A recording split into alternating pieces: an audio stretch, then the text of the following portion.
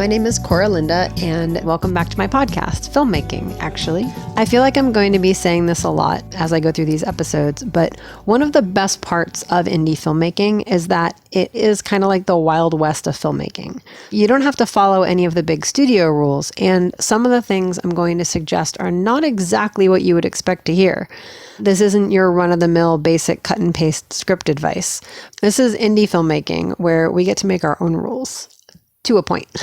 You have to know that the Wild West is also wild, which means it's not an easy place to be. The further you stray from the already established studio path, it is going to be a little bit harder, and you may have to work a little bit more and persevere through some slightly harder challenges than if you were just making another sequel to an already popular franchise with 20 huge celebrities starring in it. This isn't exactly how to write the next Marvel blockbuster, but some of this is relevant to anyone, so go ahead and listen, and you can let me know what you think in the comments and all of that. First, this is going to sound a little bit cliche, but it actually is really important. Just write. If you're going to write a script, just sit down and write. No one is going to write the next great masterpiece as a first draft. Doesn't happen.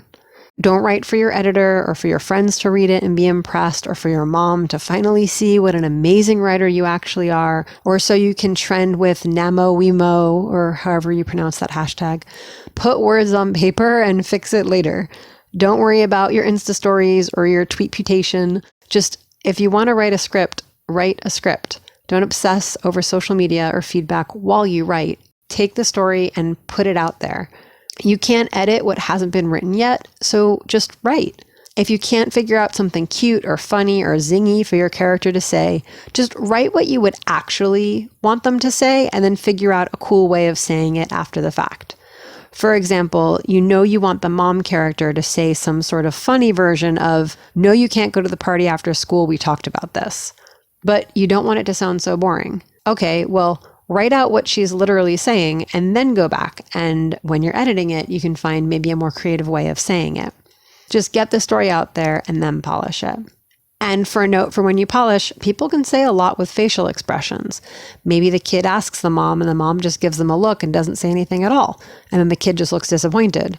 Anyway, it actually doesn't matter in your first draft. Just get it down on paper, get your story out there, sit down and write. And once you've got the story down, then go back, make it more interesting with snappy dialogue, show don't tell moments, things like that. The best cure for writer's block is literally just write anything and then edit it and make it better. You can't carve a stone into a beautiful sculpture if you don't even have a stone. So get your first draft done so you have a stone. It can totally suck, but at least now you have a starting point. Another cure for writer's block, if you're not able to think of anything for your character to do, is write the exact opposite of what your character would say or do. Again, just because you're putting words onto a page, it doesn't mean you're burning the letters onto your flesh with indelible fire. You're just getting it out there so you can have something to work with beyond a blank page, so you can edit it. Maybe your character is an older woman who has always been very prim and proper the whole story, and you need her to somehow get from the nursing home to the part where she decides to chop off her long hair. I don't know, I'm making this up as I go. You have total writer's block, no idea what to do. Okay, what's the last thing she would do? Maybe you have her run naked through the nursing home and pull the fire alarm and steal a car and go on a wild ride about town, and her long hair gets caught in the car door and she goes to a barbershop and chops it all off. I don't know. I'm just being random. But the point is, get something on the page so you can edit it, just something.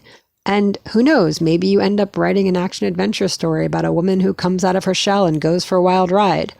Or you reread it and you go, she'd never do that, she would, and then all of a sudden you have your story. No matter what, don't let a fear of a lack of immediate perfection get in the way of producing anything even potentially good. Just write. And while you're writing, I know this is going to sound super weird, don't freak out about your page count. I've produced a 15-page script that turned into a 27-minute film, and I've produced a 13-page script that turned into a 7-minute film. It is my totally unpopular opinion that the only way to actually figure out runtime off of a script page count is if you're using a very basic style of filmmaking. That is to say, dialogue is just plainly spoken. There aren't long moments of silent action. Nothing is ever really said quickly, or the pace doesn't move at a faster rate. you don't have a lot of sound design in the story. It just kind of moves along at an average pace, which can be fine. And some people need that stability of the quote unquote certainty. A 120-page script is going to be a 120-page movie, but it totally depends on how the movie is made. I know that's a little panic-inducing when you need a sense of certainty and stability, but this is where read-throughs come in handy to kind of get a sense for it. Also, collaborations with filmmakers once the script is finished. But for right now, you're just writing a script. So don't worry about it. Just write it. And you can always edit it later if you need to. Another thing is, if you're going to write a story, tell an actual story. You want to evoke feeling from your audience, or share another way of seeing the world, or bring up a section of humanity that isn't usually showcased or talked about. If you just want to write and sell scripts, so your main focus is a low character count or only a certain number of page numbers, or simple limited numbers of locations because you're trying to hit a small budget range, honestly, you can make a movie about two people on a park bench and have it cost millions of dollars. And you can have movies like Napoleon Dynamite where there's a ton of locations, a bunch of characters, lots of extras. They were filming at a school and a ton of other places. And that was a few $100,000, which is a decent size indie budget, but it's not multi-millions. The budget is really the problem of the producers. So write a good story. That's your job. That's the point of a scriptwriter, just write. If you want to try to keep your location simple or your character count small, that's fine, but don't do anything to your script at the expense of the story. I mean, okay, you can do whatever you want, but I'm from the school of thought that filmmakers should tell stories and scripts are what the films are made from, so just saying. I will say, please tell stories about actual people. Don't make your one Black woman the sassy friend, or don't tell a story about a Latina transgender plus-size woman in a wheelchair and then all of her dialogue and the whole plot is about the fact that she wants to lose weight, or she's trans, or she's Latina. That isn't to say that sometimes, some stories, that information is relevant to the plot. I mean, I did a film about the Vietnam War, and one of the characters was, ready, big shocker, they were Vietnamese, and one was American. And that was kind of important to the whole Vietnam War plot.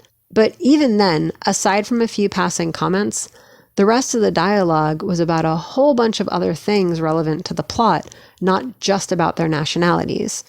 Try and populate your films with human beings. And try and mix things up. Make the pretty blonde the math whiz or the science fair winner. Maybe there's a Jewish kid who's living in poverty. Maybe there's a Christian kid who's gay and still religious with a family that loves and supports them. Or better yet, don't have someone's gender, sexual orientation, skin color, or religion have anything to do with their character, unless it's actually relevant. Like, if you're writing a script about the Reconstruction era following the American Civil War, that's one thing. But if you're writing a script about a woman setting out to start a new car dealership in a small town because of her love of Mustang convertibles, just write your characters. And then listen to my upcoming episodes about casting and how you should cast the best actor for the role no matter what they look like. But don't try to pander to festivals or distributors by writing in the funny fat friend whose only joke is that they're funny and fat. That isn't funny. And it's been done. And overdone. Make that character your lead and give them all the attributes your lead would otherwise have had if they were being played by Alicia Silverstone in the late 90s. And not in a satirical way. Actually make them adorable and popular and rich. Just as no human being is defined by one single part of their character, don't make your characters defined by one single part of who they are. Unless that, is the whole point of the film. My husband and I did a film about a young dancer who had lost her hearing in an accident, and she was learning how to dance again. The fact that she was deaf and hadn't learned sign language was relevant to the plot, but the film focused on the dance and her dancing because it was a story about a dancer. I know this isn't how mainstream movies are made, yet, but the world isn't going to change until it's changed. So it might as well be you changing the course of history, right? Woo! Go indie filmmakers! Another note is when writing dialogue, and don't stress out over this until you have your whole script written. This is more like an editing thing. But make sure to give your characters their own voices. That is to say, certain ways of speaking or how they react to things. You don't need to make their whole backstory relevant to the plot, but it is helpful to know things like if someone is always angry as a person, they probably aren't going to smile and cheerfully wave to somebody while walking down the street. But a cheery character would. So have your characters say and do things that match who they are as people or the mood they are in during whatever scene you are writing. And make sure there are mood changes. They get happy or sad or angry or excited. Don't have the character start off bored, be bored by life, and end off bored, because that's boring. Write in some dynamic emotional motion to your story. It doesn't have to be tsunami level waves, but if something horrible happens, have your character get upset or not get upset if that's who they are. Use emotion and mood changes to keep your story and script engaging and interesting, and exemplify who your characters are and what they're going through, and also how they change. Maybe they react one way in the beginning and then they react a different way in the end. At the same time, don't obsess over your dialogue. I know when writing for a sitcom, you're supposed to have like a new joke every 2 minutes or something like that. No one in life actually talks like that. And if they do, it's really rare and random, and sometimes it's just annoying. Try to talk the way people talk. Don't watch movies from the 80s or early 90s for dialogue inspiration, please. No one talks like that anymore. And again, if they do, it's rare, and you can creatively work it into your script as part of the script if that's what you're going for. But as a general rule, try to write dialogue appropriate to the conversations happening in the script. For example, if two people are best friends, they probably aren't going to be super formal. They may have nicknames for each other, slang they use between each other, inside jokes. Maybe they know who other people are in each other's lives. They'll possibly be friends with mutual friends, or they'll know each other's family members, or they'll have mutual enemies. If two people just met, they may speak a little more formally. They won't know intimate details about each other's lives. Things like that.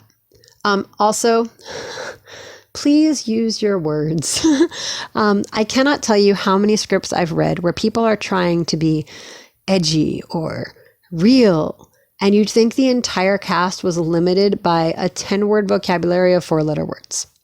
Again, it's been done. It isn't edgy. It takes no effort and no creativity to drop 587 F-bombs in 6 pages of script. I don't know, that's a lot. Maybe that does take some creativity, but you know what I mean. Now, if that's a part of who your specific character is, or it's relevant to the script and the story, that's different. I once read an incredibly powerful script that was themed around racism, and it had different characters using the N-word. It wasn't just thrown out for shock value. Only specific characters said it, and this would be one of those scripts where what someone looks like obviously is relevant to the story. Anyway, only specific characters said it, and they said it in different places in the script in different ways with exact reasons, and that story still haunts me. That would be an example of you're not just trying to shock people, but it's actually a part of your story. As a general rule, you don't need obscene profanity to make an edgy indie film. I'm going to be blunt and cold and unpopular, but if you do, you probably just need to work on your writing skills. No film has ever been made on profanity and shock value alone. Even graphic stories like Game of Thrones and Joker have incredibly beautiful cinematography, brilliant set design, costumes, makeup. The story actually is really substantial, and they have arguably flawless acting. It isn't just the shock value that sells those stories. If high shock value, endless obscenity, and boobs was all it took to make $1 billion franchise, there are literally thousands of films out there that would have all taken home Oscars. Just write a good story. Don't rely on tropes or crutches or shock value to get your point across. Use language as a tool to authenticate your characters and add layers to who they are. But not every single person in your story needs that.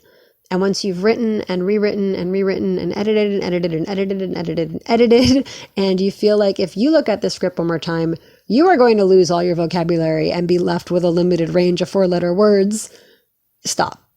That's probably when you should stop writing. Even if it just means taking a break and then coming back to it. No matter what, eventually you need to be ready to send your little word babies out into the world. Also, once you give your script over to a director or producer, there's bound to be rewrites, even if it's just simple things like location changes, or sometimes you do have to tweak things to fit a budget, or character tweaks once it's cast. The director is going to breathe their own life into it. The actors are going to breathe their own life into it. Editors are going to breathe their own life into it. And sometimes even distributors will breathe their own version of life into it.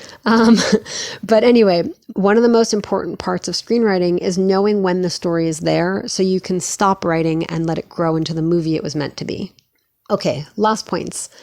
Once the story is locked, you've got your story there. You're good. You're ready for it to move on to development for production. Check for obvious things, like if a character said, see you next Sunday to another character, and then we see them meeting, don't have them go from there to the post office and have an interaction with a postal worker on a Sunday, when literally every post office in the entire country is closed. Just make a rough outline of time of day and sequences and make sure all your timelines make sense. Also check things like your continuity. If someone had a cold in one scene and they're holding a baby in the next, that doesn't totally make sense unless you're telling a story of how a baby got a cold. So just make sure the story makes sense. It follows a point or lots of points, or at least makes a point. Even if the point is it doesn't really have a point, just make sure that it makes sense.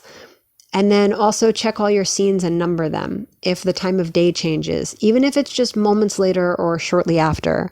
If the location changes, even if it's just from a living room to a kitchen of the same house, or inside to outside a car. If you need to move the camera and the lights to change location, just number a new scene. This isn't for storytelling. This is for when your script is broken down for production, so they're able to get an accurate count of all the locations, how much time is needed at each scene, how many setups are needed at each location, all of that stuff. If the time or the location changes, new scene. That's all. Make sure the locations are labeled clearly. I learned this the very hard way. I'm actually working on a script right now where there are scenes in different backyards, and every single time in the script they were just called backyard, but they weren't the same backyards. So when the script was being broken down and all we were looking at was the scene number and the location, it was really hard to tell what was what. And then I had to go back through, fix it and make it backyard A, backyard B, just so it was really clear when we did the breakdown. And it was really annoying, and I wish I did it right the first time. So I'm telling you, so you can do it right the first time, because that's basically what this podcast is. Anyway, just take the time to clearly number and label your scenes, and it makes production that much smoother, so your script can actually be made into a movie or TV show or play or web series or whatever it is you're writing for. And yeah. All right, I'm going to take my own advice on knowing where to stop. And that's it. Let me know what topic you'd like to see covered next. But seriously, what do you want me to cover next? Is there a specific topic you'd like me to go over? Something you'd like me to cover first? Let me know. Yeah, that's it.